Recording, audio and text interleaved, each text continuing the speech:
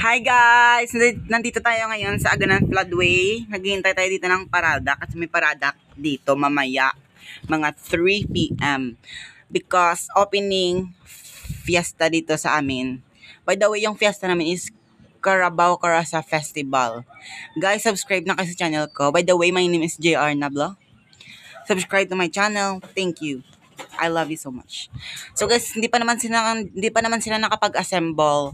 So maghintay lang tayo ng mga 5 minutes or 6. Ganon. Mm-mm. Abangan nyo mamaya guys yung part 2 natin. Doon tayo sa Pabia Public Plaza kasi manonood tayo ng program.